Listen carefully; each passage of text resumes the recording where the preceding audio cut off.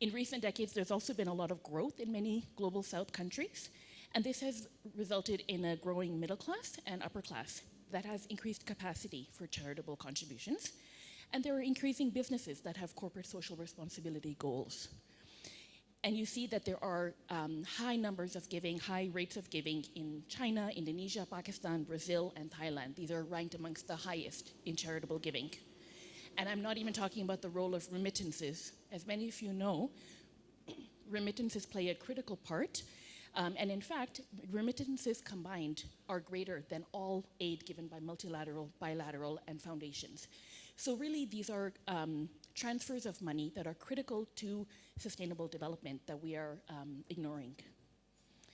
So I think what you can see is with both the historical and contextual significance of Global South philanthropy, as well as scope in sheer dollars, we can't ignore the role of Global South philanthropy in social development and change.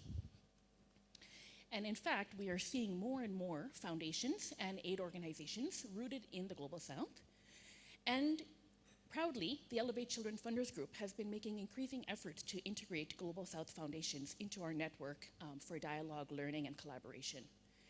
I've shared a little bit about why this is important, but I want to add a little bit more. This is really important because Global South foundations bring greater contextual knowledge and local expertise. They're rooted deeply in the context in which they're working. They're drawing on these rich indigenous practices. Their localized presence allows them to be responsive and adaptive to change, which we saw during the COVID-19 pandemic when many foreign donors had to leave, INGOs had to leave, and local philanthropy and organizations stepped in. Secondly, because they are local and they are able to be responsive, they are also more likely to fund and support local small organizations.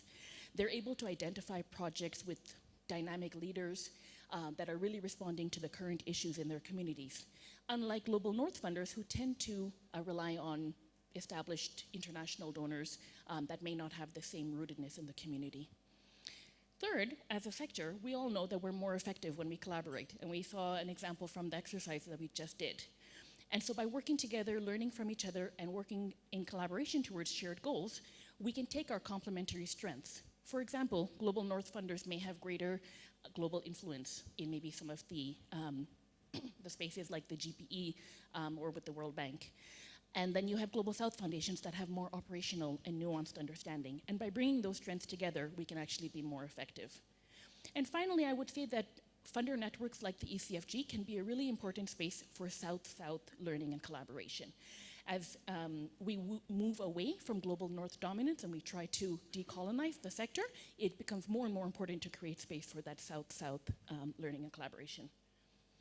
But we have barriers to this collaboration, and this is reflected in how, despite this desire, in most of the funder networks around us, we have actually very few Global South foundations.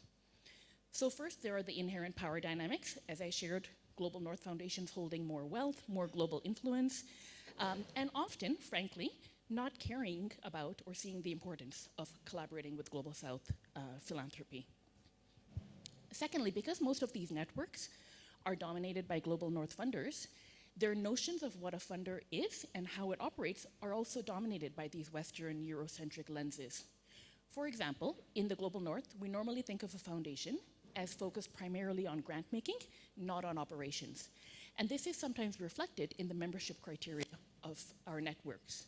However, Global South foundations, as we'll hear from our panelists, are a lot more operational. They are embedded in their communities, and it is not possible for them to disengage from the operations that they are financing. And those values and practices are actually quite critical to their success. Also, Global South foundations may often be intermediaries, or they might be single country focused. And these often can also exclude them from the membership criteria for many of our funder networks. And thirdly, although we know that Global South philanthropy is so rich, there's actually very little recorded and documented, especially around the non-quantifiable forms of philanthropy, like in-kind donations. And that makes it easier for all of these involved sectors, such as philanthropy, aid, development, and even academia, to overlook the critical and important role. So I hope that this helps us see that Global South philanthropy is important, and many of these challenges that we're describing are actually reflecting the coloniality of our landscape. And as we are seeking as a sector to move towards shifting power, towards more decolonizing, it then becomes critical for us to lean in to partnering effectively with and engaging in meaningful and respectful ways with our colleagues in Global South philanthropy. So with that, I'm honored to move us into our panel discussion. And maybe what I'll do is I'll invite our panelists up to the front and then introduce them. All right, so on our panel today, we have Lais Fleury from the Alana Foundation. We have Emmanuel Marfo from African Youth Philanthropy, and we have Grace Maingi from the Kenya Community Development Foundation. Because I know I will not do you justice, I will ask you each to please introduce yourselves and your organizations. And as you introduce your work, if you can also highlight how you embody and amplify Global South philanthropy and why you believe this perspective is crucial. And I'll give you each 4 minutes, and maybe we can start with Lais. Okay. Hi, everyone. Here I am again. So I'm Lais. I'm the head of partnership of Alana Foundation, and I'm also responsible for the nature portfolio. Alana Foundation, as I explained before, we are part of a group of 3 organizations, and that works like it's based in Brazil, but it works globally, and we work mainly in 3 areas. The first one is we work a lot with advocacy.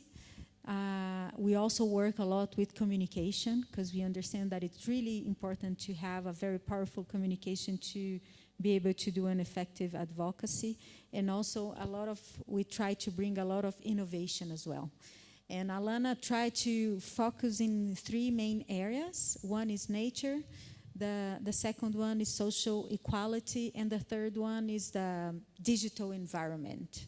And our focus is children. This is our mission. So everything that we do, we try to protect children's rights and also to promote their healthy and whole development.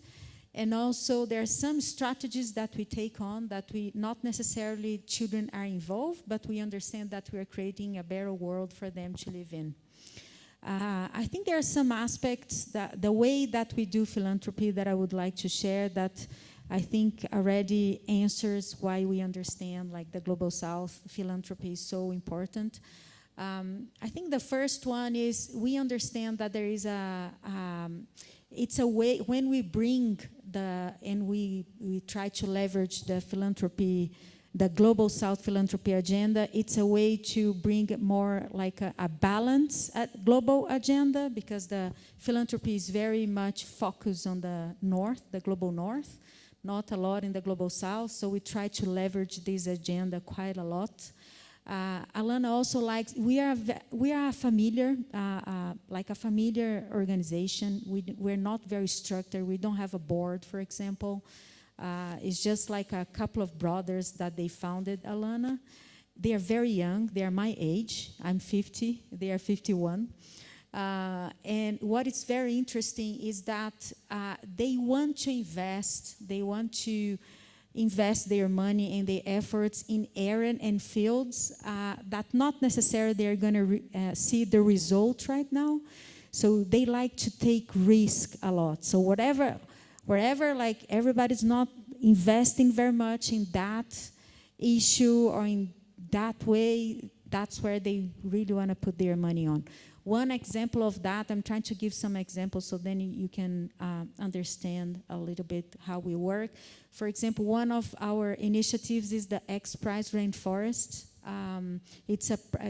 We make a partnership with X Prize Foundation, so this is another way that we like to work. So we always bring other foundations to work with. And then with X Prize, we understood, for example, living in Brazil, we know the importance of the tropical rainforest, the importance of the Amazon, and we really want to create and to engage, for example, the bioeconomy. And to invest in bioeconomy, we need to understand, we need to arise the level of knowledge that we have about the tropical rainforest. So this is something that we invested 5 years ago. We invested in this prize that it's bringing teams from all over the world just to create new technologies that it's going to be able to map the biodiversity, and then from that we're going to have data to develop and to have more evidence on how we can stimulate the bioeconomy. So this is one way of it. I don't think we're going to see the results right now, but this is really something we understand how this impact in child development when we have a huge biodiversity loss. So this is our way to tackle one of the crises, and also something that we're not going to see right now, but it's already invested in the future. Another way that we understand that it's very important is just to bring the children and the needs of the children in the global philanthropy. So another example, there is this prize, the Earthshot Prize, that it's a prize that it's been running by the Principal Williams from the Global North. And then we are in dialogue with them, like, why don't you try to bring more initiative from the Global South, bring initiatives, for example, from the indigenous communities, and also bring all the initiatives that you map to award them. We need to bring like how they can relate to children, how they can relate to children's needs and children's rights. So we knock on their door just to bring this perspective on children as well. And then another way, the last thing that I would like to share is that we understand that it's very important to work, like to integrate this two different perspectives on the same investment. So it's very interesting, for example, when we work with foundations from the Global North, and because we understand that we have different backgrounds, different solutions, different perspectives, and when we work together, when we have a very diverse portfolio, we bring innovation. So this is also the way that we like to work, and I think that Global South plays a very important role on that. And we advocate for the Global South. This is this is one of the reasons, for example, that we really want to participate in the Elevate group of funders.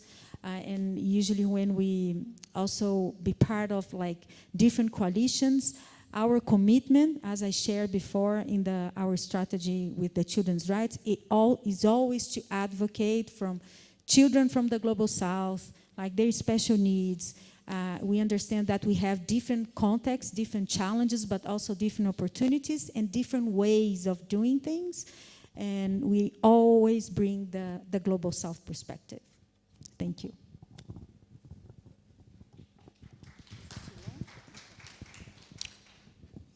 Hi, everyone. For the purpose of young people to be inspired, I'll just share a brief about myself, then move to my organization. Emmanuel is a philanthropy catalyst and a pro-academia and sector of strategic philanthropy and social investment.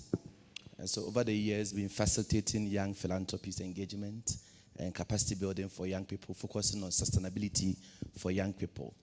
So beginning from childhood, I was with a family foundation and working with a childhood foundation, the family at the teen age of 17, as a young philanthropist myself, we started a community foundation building together diaspora community by working to bring community of young philanthropists together, engaging leaders and individuals of high net individuals. So we're 4 people, we came together and then we started seeing how we can also support young people and children ourselves and in the continent and also at the global level. So before I stepped down from the Africa Youth Philanthropy Network 2 years ago, because I turned 35, and then now moved to Center for Strategic Philanthropy at the university. We've been creating work, dignified and fulfilling jobs for young people in our work for over 300 young people through the work we've been doing for the past 17 years. And through incubation. And I'm going to mention some few things about the Global South philanthropy that is happening in the continent. So looking on the well-being of young people, we're able to impact about 10,000 children and girls with true support and advocacy in investment in what we call 5 T's. The 5 T's in philanthropy: time, talent, treasure, ties, and testimony. Maybe at the cost of time, I'll share what we've been doing with the 5 T's. And so, just straight to the Africa Youth Philanthropy Network, what is this network doing in the continent? So, Africa Youth Philanthropy Network is an ecosystem of African young philanthropists and then impact investors, social entrepreneurs that are dedicated to supporting youth-led and development initiatives in the continent.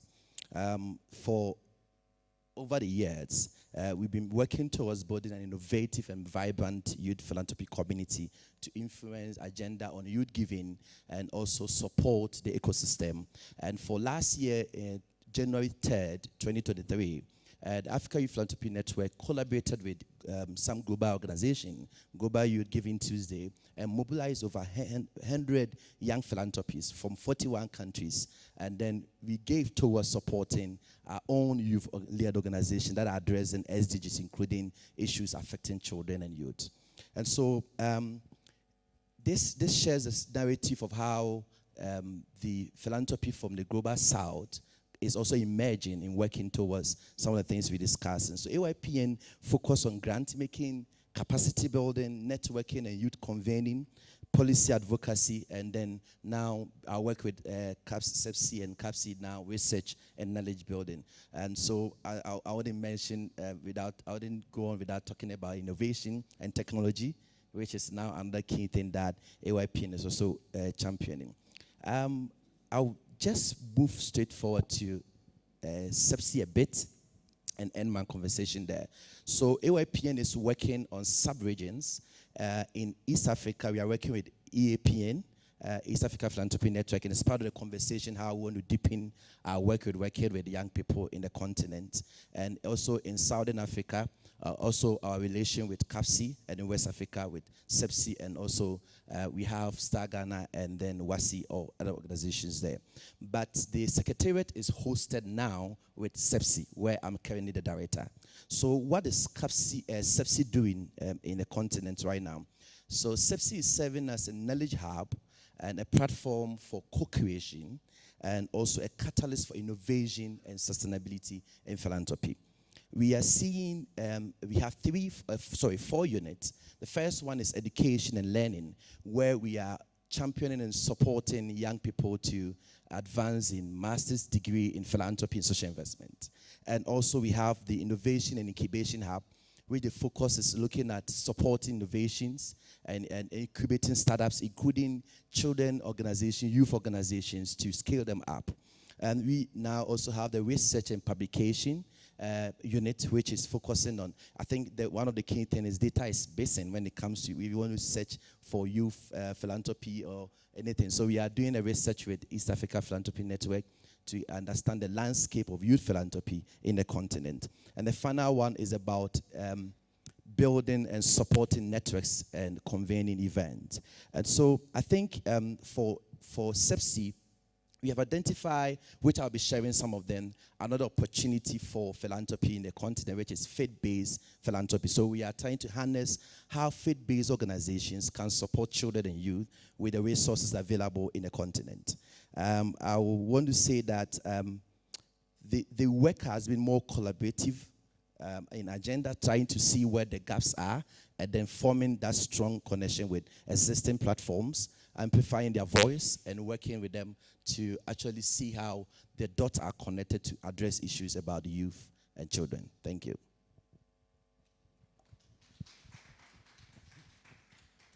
So good afternoon, everyone. My name is Grace Maingi. I have the privilege of working at the Kenya Community Development Foundation, KCDF, as the executive director. Everyone here has said how old they are. I don't think I'm brave enough to do that, but KCDF is 27 years old, and we've been working in Kenya around ensuring that communities can be flourishing and that they can be resilient. So we have a focus on sustainable development and social justice. That's everything that we live, breathe about. Communities, how can we ensure that there's sustainable development?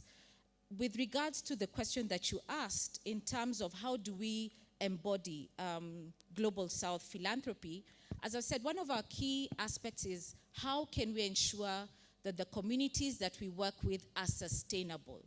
So we have a particular interest in working with the organizations that we have to ensure that they can be able to raise their own resources. They can be able to grow their own endowments. They can be able, again, to really work in the areas they want to work in. So when KCDF had the opportunity to grow its own endowment, one of the things that we did is that we invited other organizations to raise money locally, of which then we had the opportunity to match the funds that they raised. From what they raised, then we're able to put it into the endowment and help them manage that. So every year, they are able to get a yield, or what we call a profit, that can go towards activities that are most dear to them. So for us, sustainability is extremely important. Core to that as well is community involvement. Are the communities really shaping and leading that development? And one of the things that we really have as one of our core values, our principles, is around community philanthropy. How can we recognize, document, and also ensure that it's showcased about community philanthropy? And what this simply means is recognizing the time, the non-financial resources that communities put towards their development. So for instance, we have a program whereby a community organization has the opportunity to come and tell us, we want to, for instance, refurbish a classroom in a community school, and would ask them, how much do you think this is going to cost? And they would cost it. And we would say, for every amount that you raise, we will match those funds. And so whether it's a parent who happens to be an engineer who gives their time, we cost that time. If it happens to be a parent who says, I have a hardware shop that sells cement, we will cost that. And for all then, whatever is raised from the community, as KCDF, we're privileged to have the opportunity to match it. So really embodying community philanthropy, bringing to the surface that it's not only about hard cash, but it's also about time. It's also about non-financial resources that are put to the table. So that's one of also our core principles, recognizing community philanthropy, having an opportunity to speak about it, being able to show that it really drives community engagement, and that helps in sustainability. Finally, for us, key also why we are privileged and happy to be in spaces like this, conversations around shifting power. How are we able to ensure that communities are able to engage even at the local level with the county government, for instance, in Kenya, to ensure that the resources go to where the communities want? So one of the key things that we do in a training program that we have is helping communities to mobilize support. How do they be able to get more organizations, more actors in the community engaged around issues that are dear to them? But also, to grow community philanthropy, we also have a training program that is around raising resources locally. So it's a training program. The partners are able to have a coach who walks with them, helps them. How do we raise money, either from private sector, from individuals, so that then we can have sustainable impact? So as KCDF, we recognize we're extremely privileged to be a community foundation in Kenya, able to work with different community organizations, but also national organizations, and also able to influence global work. Thank you. I heard of many common themes, but I'll just pull out one. I noticed that all three of your organizations and efforts are focused on real, meaningfully long-term investment in multiple ways. Whether in your case, where the founders are investing in things that they won't see the results of, you've talked about youth or research or other ways in which the fruits are not immediately visible, but are really about the long term, and how you just shared the investment in building that capacity in community philanthropy, and I think that really stood out. Laith, I'd love to move a little bit more in detail into your context. Can you speak a little bit more to how the cultural and social context in Brazil shapes your approach to philanthropy? And what unique challenges and opportunities does the Alana Foundation encounter while you're operating within Brazil? Okay, I did some points here that I would like to cover. In Brazil, we have, I understand that we are very privileged in a matter of laws. We have the article of our federal law, the Article 227, recognize the children as a highly like absolute priority in our federal law, in our constitution. And it really emphasized that everybody has a role. Like children is, it's a shared responsibility between the government, between the society, and between the families. So this context, and also there is another article, actually, the article is the number 225, that recognizes the right of human beings, like the right of the society to have access to a very healthy environment. So based on these two articles, that it's on our federal law, like the most important law of the country, we strategize a lot based on that. So when we work with advocacy, we always emphasize the absolute priority of children, and this goes to any issue, like anything, whatever we want to talk about, we come back to this article and we mention that. So our advocacy is very based on making sure that this article, it's put into practice. Another way of doing, we don't have initiatives that work directly with kids, although we advocate for them all the time.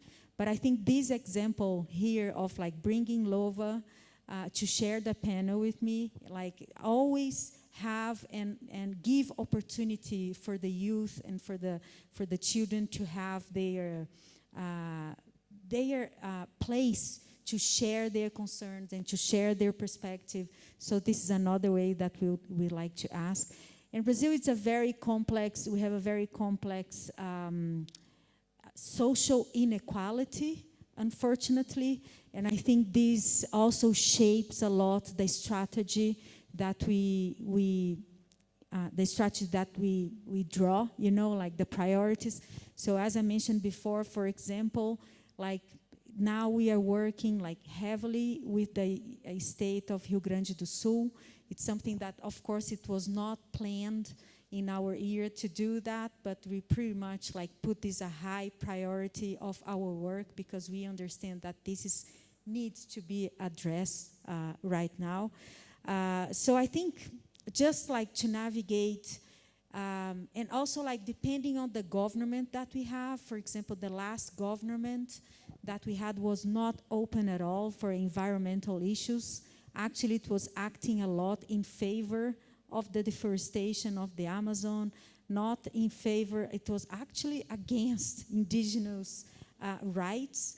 So instead of working, for example, with the federal government, we focus a lot in the executive part of the government. So depending on the political scenery that we have, we draw different strategies. And I think the opportunities that we have, and I understand that it's very common here in the continent of Africa as well, is that we have a very lively civil society. There are so many wonderful organizations in Brazil, so many social movements in Brazil that really give us the opportunity to work together and to bring different perspective. We also try to take advantage of local knowledge. For example, one of our initiatives is to advocate for the right of children to have access with nature, but just to nurture this sense of wonder and also this love of nature. And we have tons of traditional communities right now living in Brazil. So we always bring their perspective. We always invite them to speak, to bring this importance of connection to nature. So we take a lot of advantage of our grassroots communities and really bringing them to even into international stage. So another another initiative that I would like to share, and I think Alana does this quite a lot, we are able to participate in international platforms that I consider that are quite privileged. So 2 weeks ago, we had the opportunity to participate in a summit that it was held by the Vatican, a climate change summit that it was held by the Scientific Association of the Vatican. And we invited, our role there is to invite, to create a delegation of kids to participate in the panel. So again, we made sure that we had 3 kids from the Global South, and one of them was a child from that community that I showed to you. That picture I got from her. She's 17 years old. She lives in that community. The name is Tumbira. And she faced that drought in person, and her family was highly impacted. And we were able to have her to share this message directly with the Pope, directly with the researchers that are part of. So I talk about that, and I really have like goosebumps, because I think it's so amazing, you know, like just to give these opportunities for them, like even to cope, you know, like making sure that they are there, like bringing Lova here and making sure that she brings her perspective. So this is the type of work that we like, and we understand that it's opportunity. And then the last thing, it's just to collaborate with international, like just to make sure, for example, the partnerships that we do internationally, we make sure that we benefit and bring all we've learned and all we've, developed together to Brazil and to the Global South. One example that it's in a different field, so I think then you can understand how broadly we work. But Alana invests a lot in research in Down syndrome. There is a lack of number of research in Down syndrome, especially like in general, like globally, and especially in Brazil, there is not a lot of investment in Down syndrome right now. So we did an endowment in partnership with MIT, that it's very, we know that MIT does a lot of research, does a lot of innovation on that. And we've been investing in research in Down syndrome there. And then, of course, we understand that once we have researches around that, we are automatically investing and give in the Down syndrome movement around the world. And we always make sure that the knowledge and all the outcomes that we see of this research, we make sure that it's integrated and also shared with the Global South community of Down syndrome as well. So this is just like some opportunities that I see that we work with in this exchange knowledge. Thank you, Alana. Emmanuel, I'll turn to you now.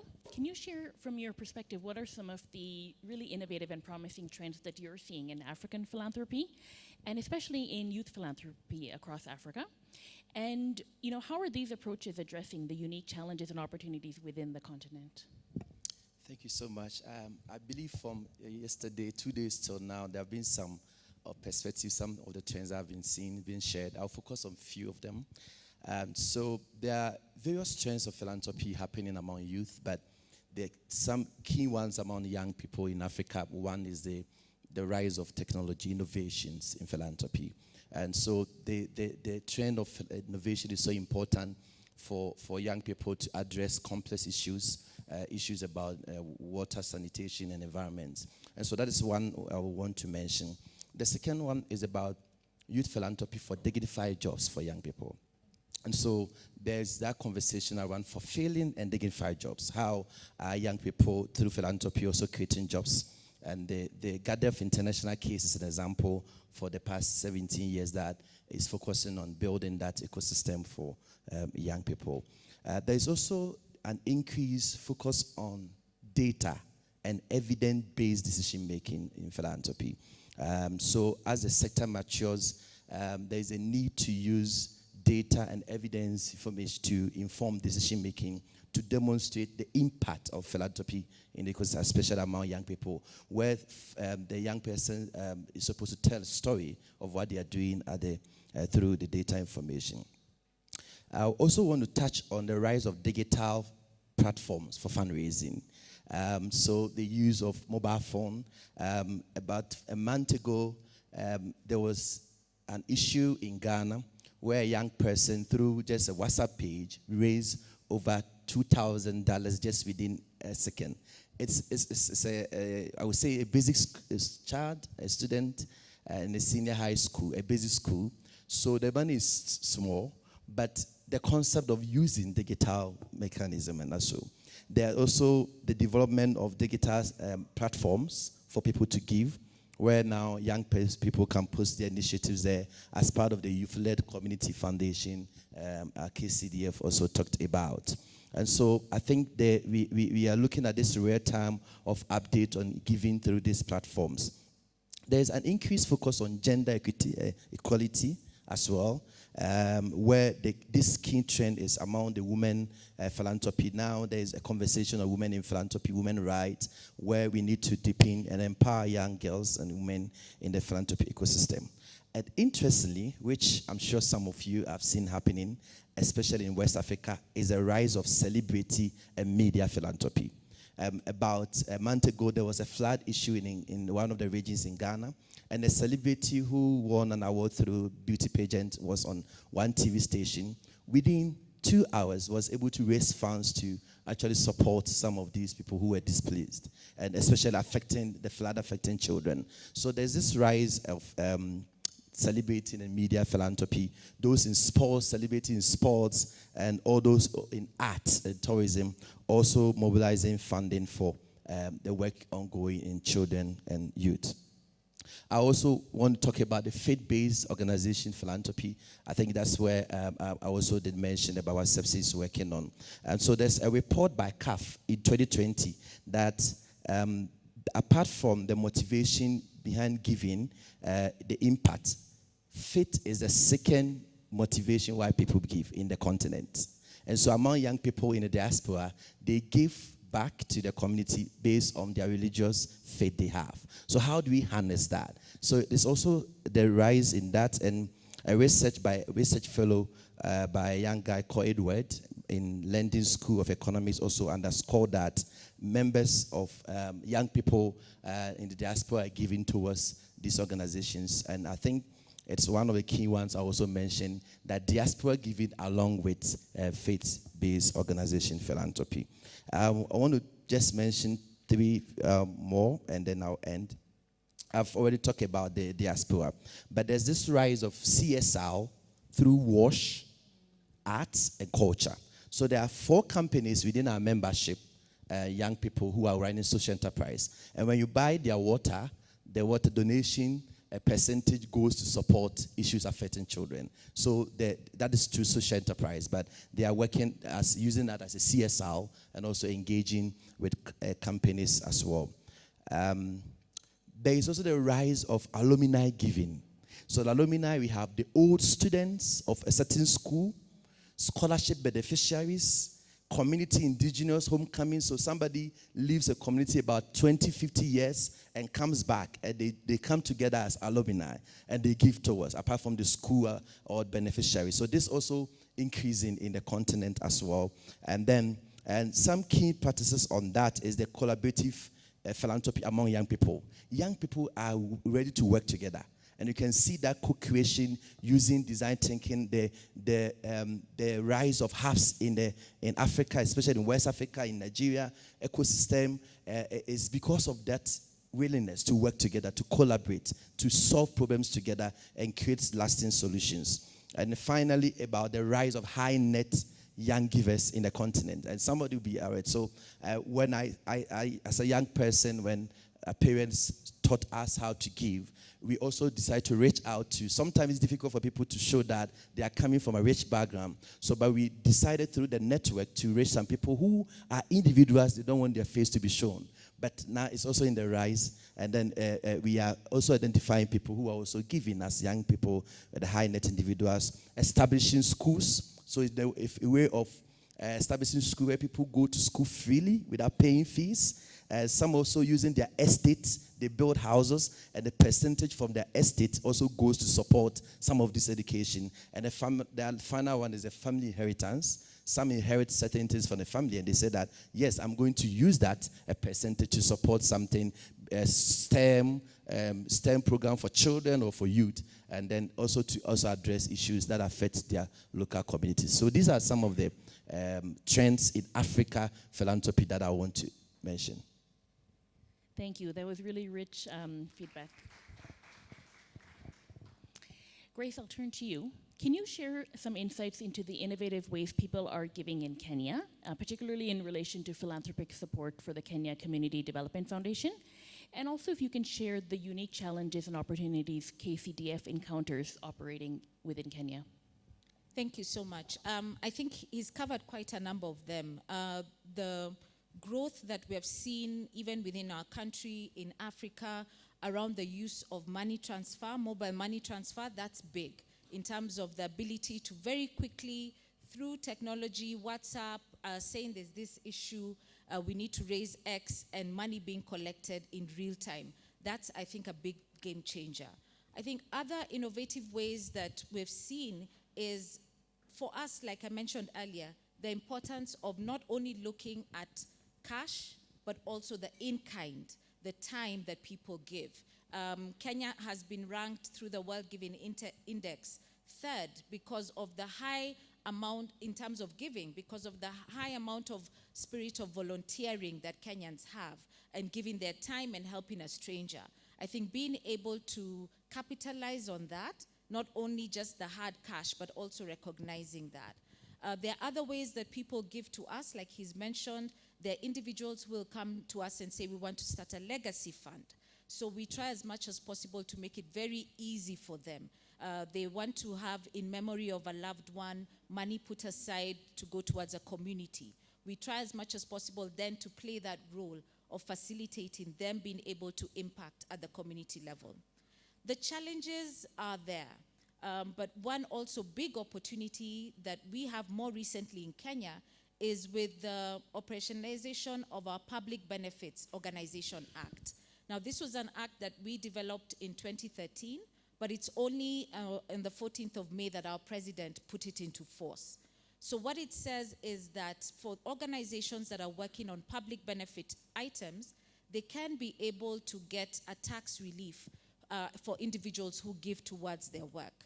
As Kenyans, we've had a challenge because our regulatory authority around tax does not give a tax relief if an individual gives towards charitable purposes.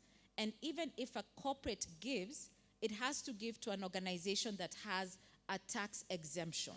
Now, to get a tax exemption in Kenya is extremely difficult, and it's an extremely rigorous process. So now we do have an opportunity with the Public Benefits Organization Act, but of course it's a long road from it being brought into force to us having now the regulations that will enable Kenyans to give and for that to be recognized. Other challenges are around issues of trust and accountability. As Kenyans, we have had incidences where money has been raised for emergency and questions raised. Where did the money go?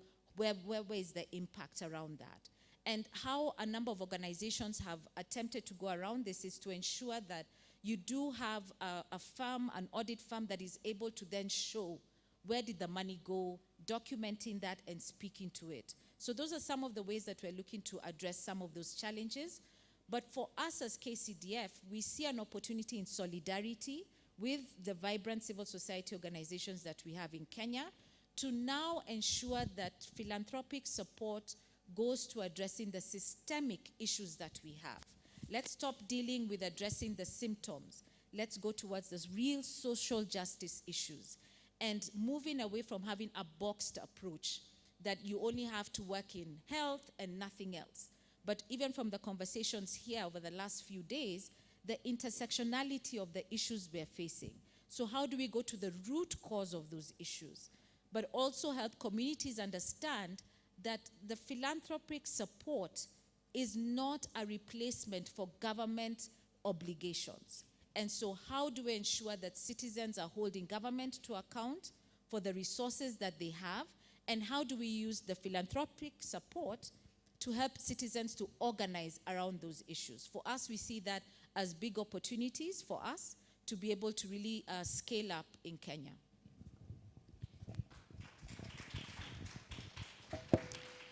What I heard from all three of you is just how deeply immersed you are in understanding the complexities and nuances of your ecosystems, and then really, being strategic about harnessing some of those opportunities and addressing some of the challenges.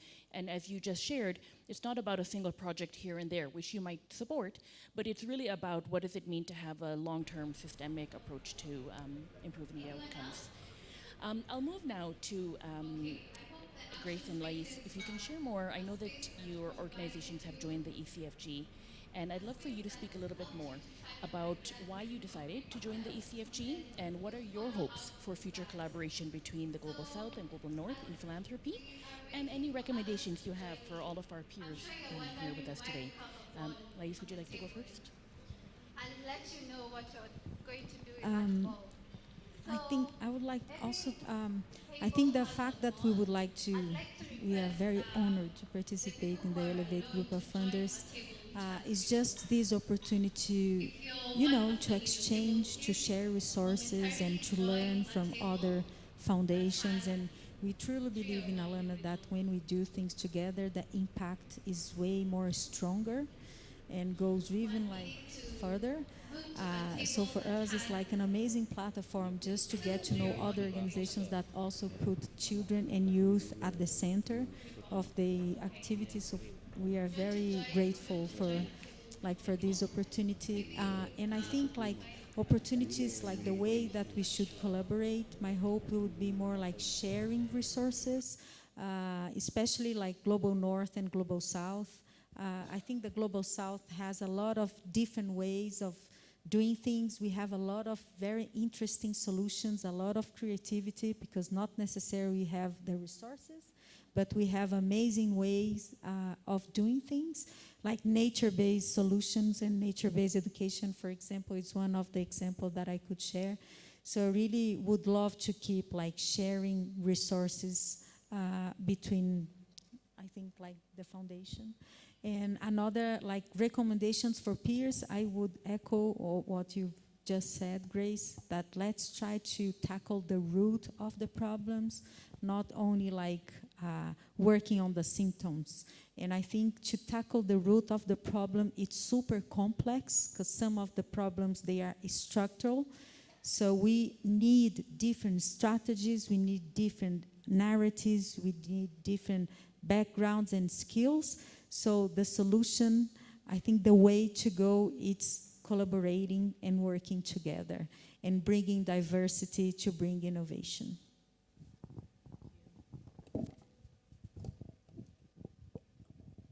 So we were very, very humbled and honored to be invited to join Elevate. On a light note, we really love Sheila and Heather and Zoe. And so when they talk to us, we're like, these are good people. We like them. But really, on a serious note, for us as KCDF, we saw an alignment of our values. We were welcomed as we were. We were not being forced to fit into a particular criteria as an organization. The recognition that we are a community foundation, we do support different kinds of initiatives, and that was welcomed. So for us, that was very, very key, and we saw, yes, we're in the right space. We see it also as an opportunity for us to learn. We are still a learning organization. There are many things we don't know. There are terms we have learned here just throughout the conference, and for us, that is key. How do we learn? How do we unlearn some of the biases, the perceptions we have around this work? How do we really focus on where it's most important for young people and for children? I think also for us, in terms of what we see as an opportunity, to speak more around how do we ensure there's more trust-based support for Global South organizations. How can we speak about the consciousness around power? How can we talk about shifting power and what that means? And how can we collectively, through our diversity, really bring great change that we can see? I think really the diversity of the group for us is also very important in terms of we're not trying to look like a community foundation in the US or the UK because we are based here in Kenya. And that understanding and appreciation for us is really a great opportunity. And also a great recommendation for us is how can we have more trust-based support, equitable partnerships, how can we address social justice issues collectively for the good, really, of the globe moving forward. Thank you. Thank you both. I can see even from the conversation today that having you and other Global South foundations joining the network is already proving to be so enriching for all of us. Emmanuel, I'll turn to you with our last set of questions. What recommendations do you have for global funders who are seeking to align their efforts to be more effective as they work with African philanthropists? And how can, specifically, global funders support and engage with youth-led philanthropy in Africa? Thank you so much. So I'll start with just an analogy of how when you're a child in Africa, you begin to scrub your parents to help you, and then after that you stand, and then you start walking, and then you start running. And that support mechanism where there's that teaching, giving you how to do things, supporting you, and also investing in you. I'll start by saying that the philanthropy system has an opportunity to build in the rich culture of existing traditional philanthropy in Africa. And so it's good for us to consider capacity strengthening to pave way for the unique African philanthropy models to scale up, but also to increase their effectiveness and also to be able to impact the society. There's also an increased focus on sustainability. And so I recommend that as we support sustainability, not only on climate sustainability environment, but sustainability among young philanthropy organizations, looking at infrastructure development, looking at innovative financing, membership expansion and services. How do the organizations provide services for their members to also help them to walk and run? Also, young philanthropy convenings. And so, for instance, in November, I think I've mentioned to most of the young people, the Africa Youth Philanthropy Conference will have its fourth event in Zimbabwe. So how do some events like this, do we also get involved and also support this agenda? And again, shape the agenda for partnership, policies, practice, and participation. These are the 4 Ps for AYPN, that participation, a partnership, policy, and that we need to look at how we shape this agenda by increasing sustainability. The other one, it's about, with all humility, and in some institutions look at how do they deepen their work in the global north, in the global south. Can we look at, identify existing organizations, networks, and work with them, collaborate with them, and then try to see how we can deepen the work they are doing and work to achieve this global agenda. And so that is another one I want to share. I also want to recommend to funders that there is a need we can invest in fellowship. I met I missed 2 of the first conversation in the beginning of the conference because I didn't, my issue about my flight, but I met the fellows.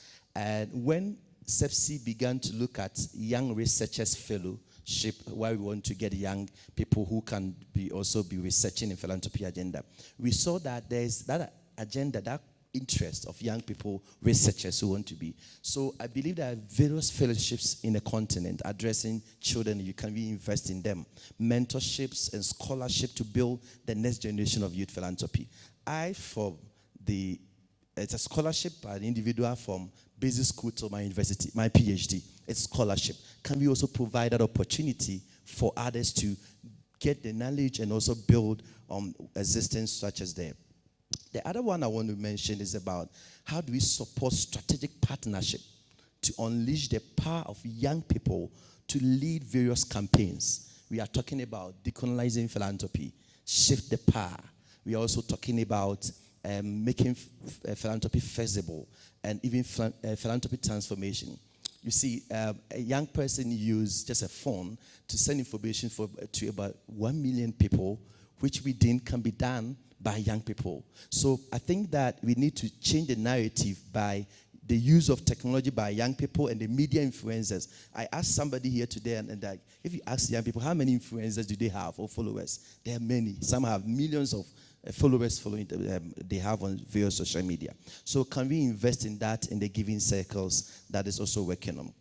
I also want to, as a matter of fact, to suggest to funders that somebody mentioned, so I will not talk too much about that cross continental partnership to deepen the effort of young people and also help diaspora giving. A lot of Africans are living in the West, living others. And so when we mobilized, we had the first global youth giving circle, we realized that there are people who are ready to also give back to their countries or communities. So how do we strengthen that to also learn as a way of exchange to help that as well?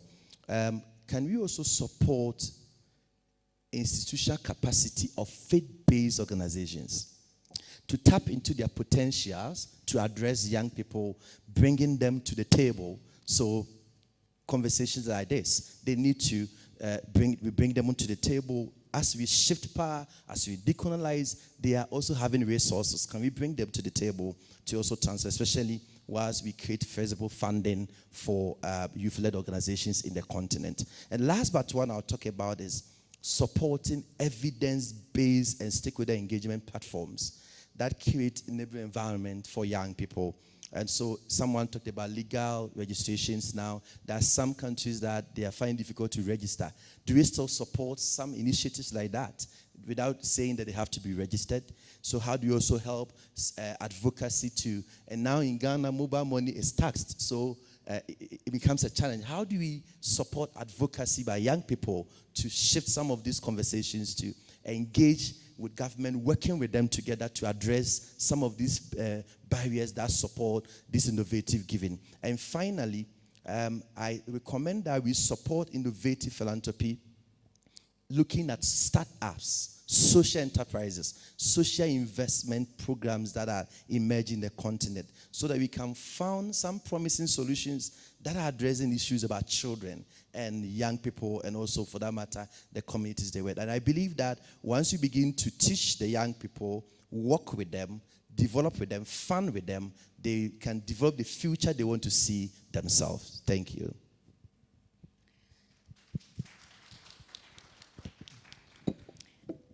You know, everything that you have been sharing has been so rich, and I just want to pull out maybe 2 or 3 of the other themes that I heard from you. We talked about how each of you are really focused on the long term, the multiple generation approach that you're taking.